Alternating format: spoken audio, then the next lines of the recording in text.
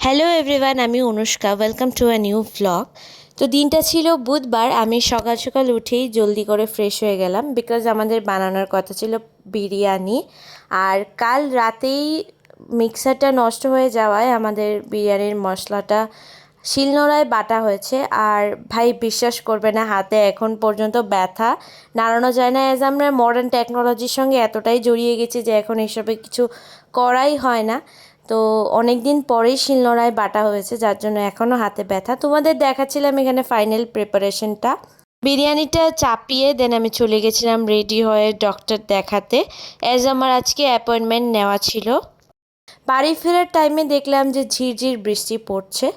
বাড়ি ফিরে একদমই লেট না করে আমি সঙ্গে সঙ্গে বসে গেছি বিরিয়ানিটা টেস্ট করার জন্য।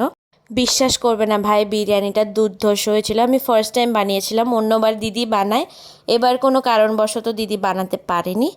তো ততক্ষণে আমি বিরিয়ানিটা এনজয় করি। আর তোমরা লাইক সাবস্ক্রাইব করে দাও। দেখা হবে নতুন একটা ব্লগের সঙ্গে। Till then tata, see you guys soon.